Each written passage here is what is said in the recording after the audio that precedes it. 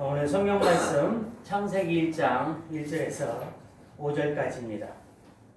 대초에 하나님이 천지를 창조하시니라. 땅이 혼돈하고 공허하며 흑암이 깊음에 있고 하나님의 영은 수면 위에 운행하시니라.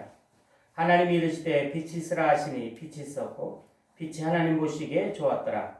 하나님이 빛과 어둠을 나누사 하나님이 빛을 낮이라 부르시고 어둠을 밤이라 부르시니라. 저녁이 되고 아침이 되니 이는 첫째 날이니라. 아멘. 오늘 2021년도 첫 주입니다. 첫 주에 성경 첫 장, 첫 마디, 제일 머릿말에 있는 말씀을 가지고 여러분과 함께 하나님이 나에게 무엇을 말하고자 하는가를 서로 나누고자 합니다. 이 창세기 1장 1절로 1절, 2절 창세기 1장 또한 창세기 1장은 가장 신학적으로 논란이 많은 구절이죠.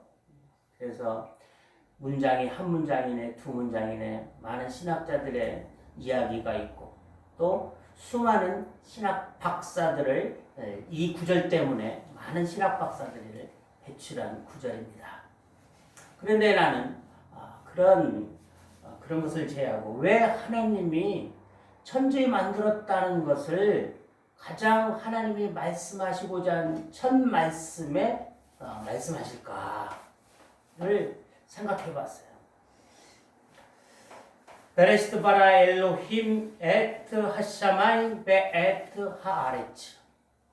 이 베레시트는 베는 무슨 전치사죠. 베레시트 레시트는 중요한 첫 번째에 그러니까 태초에라는 것은 베레시트 레시트 머리라는 거거든요. 머리는 가장 중요하다는 거잖아요. 첫 번째고 가장 중요한 것이라는 거죠. 그러니까 가장 중요한 것은 하나님이 천지 하늘과 땅을 만들었다는 것이다. 그러니까 사람들에게 하나님이 말씀하시고자 하는 가장 중요한 것은 하나님이 천지를 만들었다는 것이다. 인간에게 가장 중요한 것은 하나님이 천지를 만들었다는 것이 사람에게 가장 중요한 것이다. 그래서 성경 잠언 1장 7절에도요. 여호와를 경외하는 것이 지식의 근본이거늘 이라고 이야기하고 있습니다. 지식의 근본이라는 사람이 알아야 될 것 중에 근본, 알아야 될 것 중에 가장 근본이라는 말이 창세기 여기 레시트 첫 절에 나오는 베레시트의 전치사를 떼고 레시트거든요. 그러니까 레시트하고 같은 단어입니다. 그러니까 사람이 알아야 될 것 중에 가장 중요한 것은 하나님이 천지를 창조했다는 것입니다. 그것을 하나님이 말씀하고자 하는 거죠. 그러니까 하나님이 천지를 만들었다는 것은 하나님이 이 세상의 주인이다. 그러니까 우리 사람들이 가장 먼저 지식적으로 알아야 될 것은 하나님이 이 세상의 주인이다. 모든 것이 우연에서 비롯된 것이 아니고 어쩌다 일어나는 것이 아니고 나뿐만 아니라 여러분뿐만 아니라 이 세상 모든 것들이 하나님이 만들었고 하나님으로부터 비롯됐다는 것을 하나님이 주인인 것을 선포하고 있고 우리는 그것을 지식적으로 알아야 된다는 것이 가장 중요하다는 거죠. 그래서 베레시트 바라 엘로임 하샤마임 에트 하아레츠를 첫머리에 놨다는 겁니다. 가장 중요하기 때문에. 왜? 하나님이 주인이고 그 주인된 하나님을 우리가 사람들은 알고 인정을 해야지 인생의 출발이 거기서부터 시작이다 라는 거죠. 그러면 하나님은 왜 이 말씀을 첫 마디에 놓아야 할까요? 그것은 사람들이 인정을 안 하기 때문이죠. 인정을 안 믿으니까 하나님 주인이라는 것을 안 믿으니까 먼저 가장 하고 싶은 말씀을 머리에 놨다는 거죠. 그러면 왜 그럴까? 사람들은요. 로마서 1장 20절에도 창세로부터 그의 보이지 않는 것들 곧 그의 영원하신 능력과 신성이 그가 만드신 만물 위에 분명히 보여 알려졌나니 그러므로 그들이 핑계하지 못할지니라. 핑계하지 못함에도 불구하고 하나님의 신성이 세상 만물에 나타냈음에도 불구하고 사람들은 믿지 않습니다. 그러니까 오직하면 하나님이 첫 마디에 첫 말씀 머리에 이런 말씀을 가장 기본되는 말씀을 첫 머리에 놨겠어요. 그러면 왜 사람들은 믿지 않을까? 하나님이 주인되는 것을 인정하지 않을까? 땅은 어떤 상태일까? 우리는 어떤 상태일까? 2절에 나와 있습니다. 땅이 혼돈하고 공허하며 흑암이 깊음에 있고 하나님의 영은 수면 위에 운행하시니라. 하나님의 영이 수면 위에 운행하고 계심에도 불구하고 땅은 여전히 혼돈하다는 겁니다. 카오스. 뭐가 뭔지를 분간이 안 가요. 뭐가 정이고 뭐가 악인지를 분간이 안 가요. 뭐가 존경받아야 되고 뭐가 멸시받아야 되는 것을 구분이 안 가요. 어떤 데서는 명예가 있어야 최고의 가치고 어떤 데 가서는 이뻐야 최고의 가치고 어떤 데 가서는 마음이 고야 여자고 마음이 고야야 최고의 가치고 어떤 데 가서는 키가 큰 여자가 가장 미인이고 어떤 데 가서는 눈이 커야 미인이고 어떤 데 가서는 눈이 작아야 미인이고 어떤 데 가서는 돈이 많아야 선이고 어떤 데 가서는 각자에 따라서 가치관이나 각자에 따라서 진리가 혼재되어 있다는 사실입니다. 그리고 공허하며 땅이 혼돈하고 공허하다. 많은 사람들의 이야기를 저는 그렇게 성공을 해보지는 않았으니까 알겠지만 우리가 있잖아요. 공부를 열심히 하고 시험을 봤으면 후련할 것 같았습니다. 그래야 공부를 열심히 하고 점수를 잘 받았어요. 그 다음에 밀려오는 것은 물론 자랑할 때가 있으면 좋겠지만 자랑할 게 없으면요. 공허해. 이게 뭔가 열심히 하다가 그것을 성취하고 나면 공허해. 나는 이제 조그만 예지만 많은 사람들이 그래요. 성우 같은 많은 사람들이 자기가 모든 걸 해봤다 이거예요.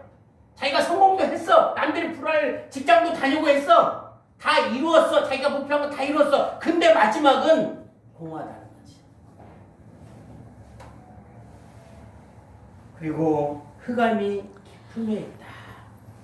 흑암, 어둠, 불안, 공포가 깊음에 있다는 거예요. 깊음이라는 것은 이 바벨론 신의 티아맛의 자음인데 티아맛의 태홈 자음인데 이 깊음이라는 헤어나지 못하는 소울 바다 깊은 심해 사람이 도저히 극복하지 못하는 것 위에 흑암 불안과 공포가 존재하는 것이 이 세상이라는 겁니다.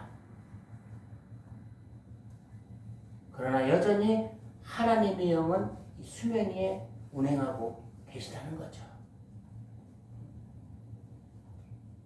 그래서 하나님은 사람들이 하나님이 주인이고 하나님이 선이고 하나님이 진리라는 것을 알게끔 하기 위해서 처음에 뭐를 했어요? 빛이 있으라 하심에 빛이 있었다. 빛이 있어야지 분간이 가는 겁니다. 그래서 하나님은 빛이 있으라 해서 그 빛을 창조하고 나니까 모든 것이 보이시겠죠. 요한복음 1장 1절에 또 그렇게 말씀하고 있습니다. 대초에 말씀이 계시니라. 가장 중요한 것은 말씀이라는 거죠. 이 말씀이 누구냐? 하나님께 함께 계셨고 이 말씀이 곧 하나님이시다. 대초에 하나님이 계시다. 근데 그 대초에 가장 중요한 하나님이 이 세상에 우리에게 오셨다. 하나님 함께 계시고 그 안에 생명이 있으니 생명은 사람들의 빛이다. 빛이 어둠에 비침에 빛이 되 어둠이 깨닫지 못하더라.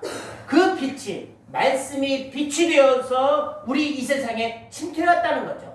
크리스마스 날 말씀 중에서도 새 하늘나라가 이 세상에 하나님의 통치권이 침범해서 우리는 그걸 받아들여야 된다고 말씀하셨는데 하나님이 이 세상을 창조했음에도 불구하고 하나님이 창조해서 사람들이 그것을 믿고 하나님을 주인으로 인정해야 됨에도 불구하고 그렇지 않고 땅은 혼돈하고 공허하며 그 흑암이 깊음에 있는 상태에 하나님이 빛을 비추어서 모든 것이 밝게 드러나듯이 예수님이 이 세상에 오심으로 말미암아서 선과 악이 진리와 비진리가 드러났다는 거죠. 사람이 깨끗해지려면 물 갖고 안 되기 때문에 예수님이 기적을 일으켜서 물을 포도주로 변화시켰던 겁니다. 물로 씻지 않고 예수 그리스도의 피로 씻음을 받아야지 된다는 것을 말씀하고 싶었던 거죠. 그리고 그전에는 예수님이 오셔서 그 빛이 오셔서 무엇을 비췄습니까? 성전을 비췄습니다. 그때 성전은 온갖 상인들로 잡상인들로 여러 가지 짐승들로 가득 채워져 있었어요. 그런데 그것은 사람들이 의대껏 그러는가 보구나. 사람이 살 때에 그렇게 사는가 보구나. 그것이 옳은가 보구나 하고 다 거기에 대해서 옳고 옳은 것을 분간을 못했습니다. 근데 빛이신 예수님이 와서 성전을 청조했을 때에 비로소 이것이 성전이 그렇게 더럽혀지는 것이 더럽혀졌구나.